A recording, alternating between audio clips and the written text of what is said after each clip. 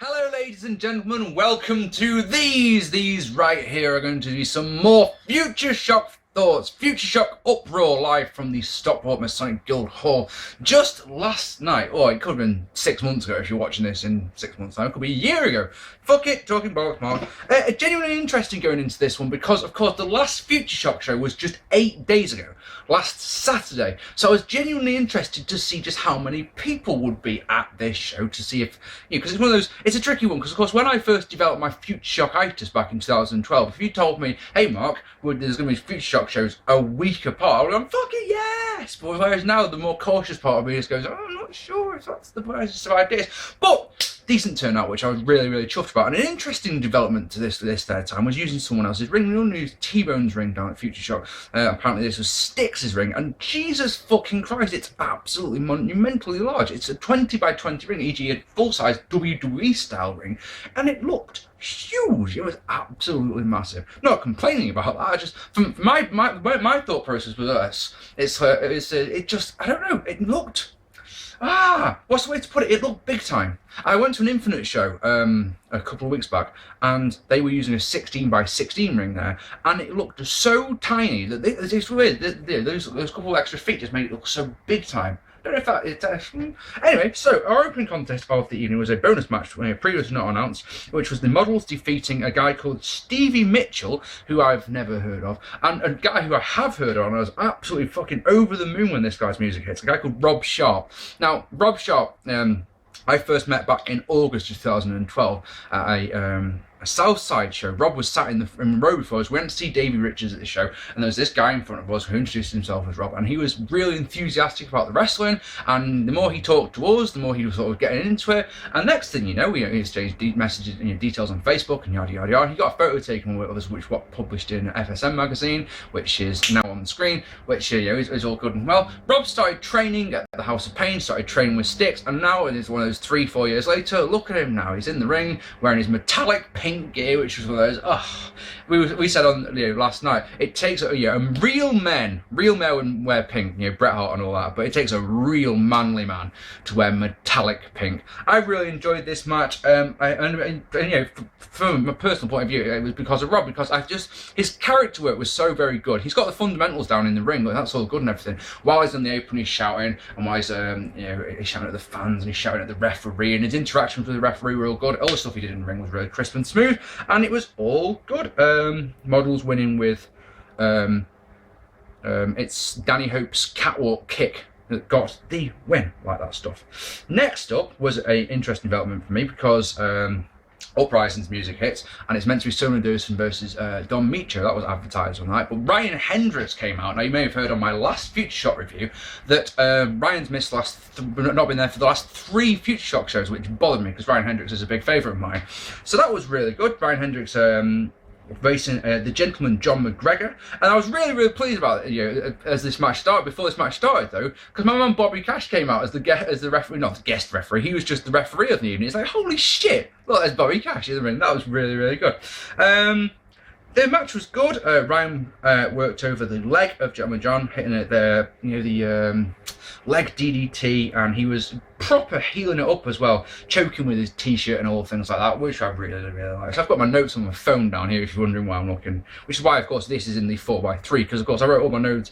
I record on my mobile now, on my S5 these days, and, of course, all my notes are on my S5. It's one of those, how the fuck are you going to record, you actual idiot? And yeah, choking with his shirt, shit like that, and Bobby was really, really good as the referee. He had all the mannerisms down that you need as a referee, absolutely down pat. But the Wonderland guys, who were revealed at the last Underground show, they came out, the lights went out, and they, the girl spat the red mist into Gentleman John's eyes, which meant that Ryan was disqualified, which meant that Gentleman John got the win. All good stuff. Next up was Chardonnay defeating Violet Vendetta. This was an alright match. I'm trying to think. There was something happened in the match I can't for the life of me. I've got 3 lines of notes, and there was one thing that I wanted to say about the match, I can't for the life of me remember what it was. It was really annoying. But yeah, crowd were into Violet again, which was really good. The kids really like her, which is all good and everything. Chardonnay plays the heel really, really nicely. Chardonnay wins with a with a roll up and feet on the ropes because she's a big bad heel, which was lovely. And next up, my favourite match of the night was Dave Rain defeating DDL. Really enjoyed this one, a genuinely great deal. I'd ask on Facebook a couple of days ago, can we see some Bosch elbows, which is what Dave Rain used to do back in the day before he became in his old character sort of thing. He would do an elbow. He had Bosch written on his wrist tape, and he would hit an elbow and he would say Bosch. And it's one of those things that I've been watching Dave Rain since 2011. I've never had the chance to actually see that live. So it's one of those, if you do lose your career in August, I might never actually get to see a Bosch elbow. So I just said, can you throw out some Bosch elbows? And he looked over at our guys, went old school, and Bosch. You're like, yeah, fucking sick. My friend Alex, who's at the show with me, turns to me and says, if he's going to go old school, he needs to deviate as his finish. And I was like, nah, fucking not going to happen. What's some nice storytelling in this one? Dave Rainbow's been braced on his shoulder from a shoulder injury he had earlier on in the year. So he got whipped into the ring post shoulder first. And DDL did a bit of work on that. But this match was basically a Dave Rain's greatest hits sort of thing, is the best way I can say. It was a lot of fun, this was. Dave teasing me saying, hey Mark, do you want to reverse Raw? And I'm like, fucking too right I do. And it's like, not a chance. It's like, oh, damn tease. But he did the sexy pin, as I call it, which is the balls on the face. And he actually did hit the deviate for the win, which was a big, yes, boss. Not seen it in so fucking long. That was all good. Intermission was all fun times. One of the things about not smoking weed anymore is I don't really know what to do myself on the intermissions these days. I used to just run as soon as the match would finish. Intermission, run, have a joint in the car park. Come on, go smoke as fast as you can. And I'm just sort of milling around the intermission going, I don't actually know what to do. Sona Durson defeating Don Micho. Okay, match to retain the Adrenaline Championship. A lot less flipping than I was expecting, believe it or not. But yeah, nice. It was a slow pace. It was all good. There was there was something else I wanted to say about this match that I've completely forgotten. Sona Durson winning with a lowdown or a 5-star frog splash, whatever you want to call it. Absolutely no problems with this one. It was really revealed on the way to Access that Sona Durson will, that's what I wanted to say, Sona Durson is going to be a 4-way match at the 11th anniversary show that I'm looking forward to. They haven't announced the opponent yet though, although my boy Ryan Hendrick being in there would be really, really good. And then yes? Oh, Jesus Christ. Heard my name. Yes. You said my name, didn't you? Yes. Summoned the vegan Prince of Justice. Yes. Is there something you wanted to say, Ryan? I kind of run out of cooking oil. Do you have any? In the fridge, I'm sure there's some. Do you have anything to say to the people about your match? Oh, you're doing your YouTube review? Yeah. My match against the gentleman, John McGregor, yes. Ewan McGregor's nephew. Remember in Star Wars Episode 2, Ewan McGregor's kind of got that big beard, and you can see the similarities. He's a good guy. Oh, he wanted to shake my hand at the start of the match. I was like, I don't know who you are. But, he almost had me. Wonderland came and... I was going to say, you did lose the match. I didn't lose the match. But you got disqualified. Because I didn't do anything. Well... Yeah. Some goons interfere. There's a conspiracy in Futureshock. Do you know I've been missing for the last 3 shows? Yes. I'm not really allowed to say, otherwise they're going to get me. Oh. It's an Alex Shane production. Oh, right. Well, no say no more. Can't say too much, or they're going to... You guys know. It's all secrets. Break the code. Anyway. In the fridge, right? Thank you. Yeah. Ron Hendrick experiences rolling this Thursday. Sebastian, little geezer. We're going to go head-to-head, aren't we, at South Coast? You Boston's best buddy? Well, I'm going to give you a stunner. And Austin 316 says, I just whipped your ass. Or Ryan Hendricks 420 says, I'm going to smake your ass, buddy. So I'll catch you there. Sebastian's the geese guy. Geese. Yeah. I'm like, let's get to see him, yeah. Let me tell you something, brother. I'm coming for you, geezer. Excellent. That was Ryan Hendricks there. I don't know how he's got into my house. Keep leaving the door unlocked. Oh, well, yeah, I've got to stop doing that, haven't I? So next, Sparks defeating Sexy Kev in a short match after Big T, Sparks' bodyguard guy, slammed Sexy Kev. This was short, but it was entertaining, it was funny stuff. I like the way Sparks has been able to sort of expand his character a little bit. There's little things he does, like at the start of the match, the crowd start shouting what at him, and he sort of goes into a little zone, he counts to 10, he tries to calm down. It's very, very entertaining stuff. I really like that. And the dynamic, because Sparks...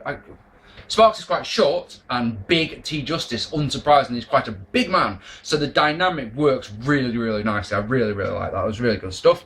And it's always good to see Sexy Kev.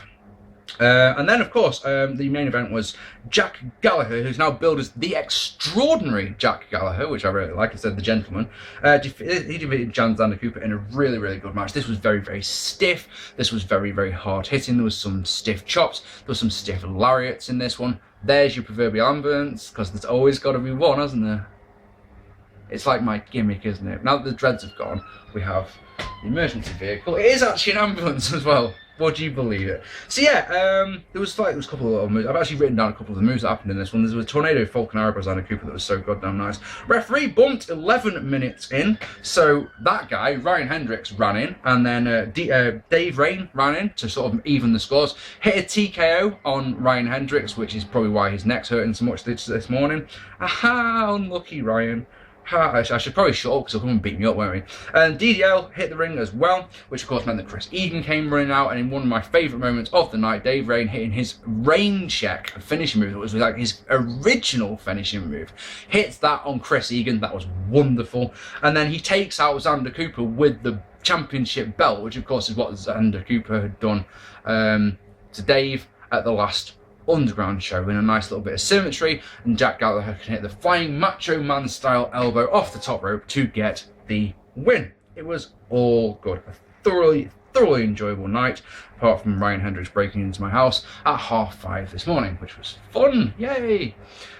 So yeah, another great uproar show. It seems like it's only the slam shows for me that are just a bit below the par, but I'm hoping that on the road to the 11th anniversary one, that the next one is going to be up to standard, shall we say. I had a great night. It was weird, this one, because half our crew wasn't there, so it was a bit strange. It felt a bit odd to not have all the lads with me, but at the same time, we can't go to all the shows, and I was really, really pleased with the turnout that Futureshock got for this one. Alright then, ladies and gentlemen, I hope this one doesn't get as many dislikes as the last one did. 27 dislikes on my last Futureshock review. If you don't like the review, it's quite simple, folks. Nice and really is quite simple. Look at the title of the vid and don't click on it. You know what it's going to be. If it says Futureshock review, it's going to be a Futureshock review. It's not going to be the latest episode of Raw being reviewed, is it? No, is it? Anyway, thank you so much for watching. Hope you enjoyed this one. I'm going to go and escort my guest out of the house. God damn. See you later, guys.